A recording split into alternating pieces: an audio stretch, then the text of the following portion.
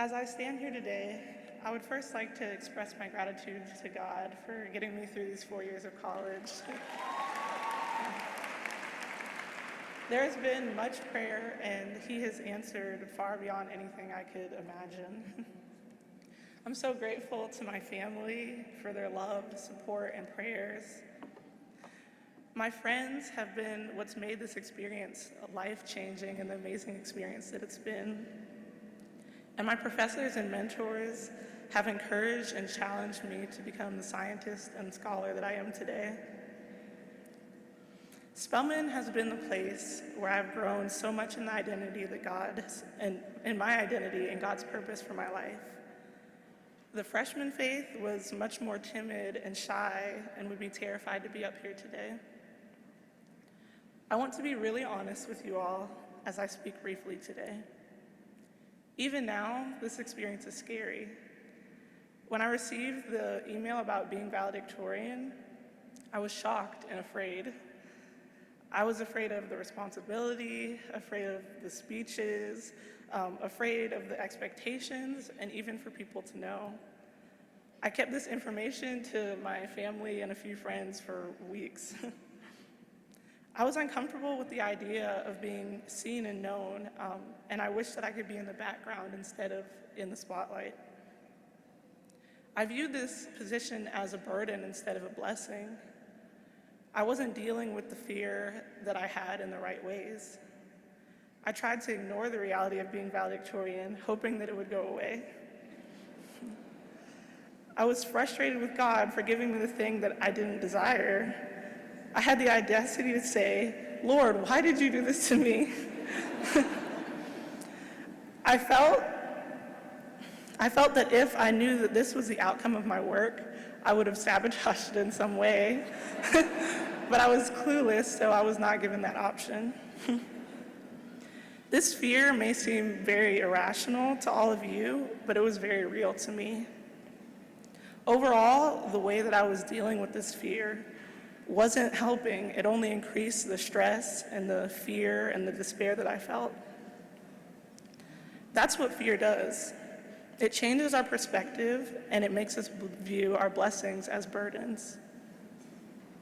As you sit here today, your fear may not be the same as mine, but it's just as real and prevalent.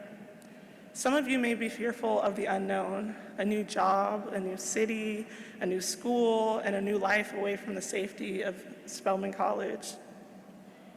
You may be afraid because you don't know what you're going to do with your future. You may be feeling the pressure and the expectations of friends and family, and you may be afraid of disappointing others or ending up in failure. To all the friends and family who are here today, you also may face fears as well. I'm sure that you face difficult transitions in life that may involve job, family, finances, and even your child entering into the real world as she leaves Spelman College. You may also deal with fear in a negative way. You could be viewing your future as a burden instead of a blessing. Maybe you're trying to ignore it, but still, May 15th is here today.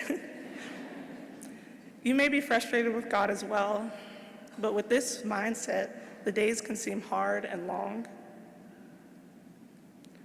Days like this come, and you may still feel scared and unprepared. It's hard to trust God when you're frustrated with Him. So what would God say to all of this? What would He say to us all at the point of transition that we can't do anything about?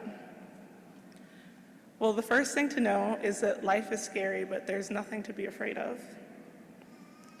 In the Bible, a man named Paul, who constantly found himself in a bunch of fearful scenarios, wrote a letter to one of his mentees, Timothy, who was also on the brink of a major life transition, just like ours.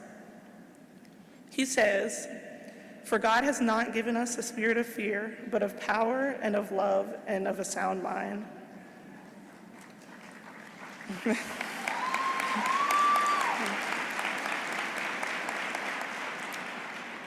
God is granting him a power that can't be overwhelmed or overcome by anything. We are reminded of God's unconditional love for us and know that we will never be left alone or rejected by him.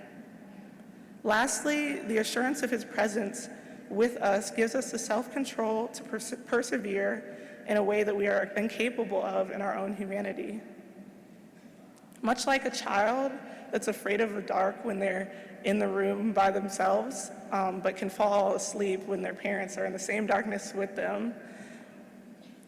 So how can we live in this power, love, and self-control that can fight against fear?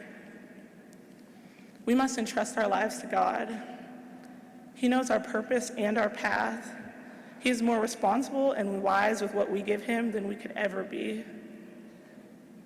This requires that we let go of the control that we have over our lives. Our lives are not our own, but they are meant for the glory of God through serving others. If there's one thing we've been taught here at Spelman, it is about service. In my fear about this day and the position, I was focused on myself, my fears, and my insecurities. When I refocused my attention on God and his purpose, I was pulled out of my despair. When I realized what this meant to family and friends and mentors and everyone else in my life, I realized that it's not about me or my fears. I'm blessed to stand before you all today and share what God has taught me and laid on my heart. I had to give this all to God for him to use me and bless me through it. I've prayed continuously about this day, and I pray for you all as well, that you may know God, face your fears, and live in your purpose. As I finish, I would like to share a quote by A.W. Tozer. He says, "God is looking for people through whom he can do the impossible. What a pity that we only plan for that which we can do ourselves." Class of 2016, let's not settle for anything less than changing the world, and remember that it's not something that we have to do on our own. Thank you.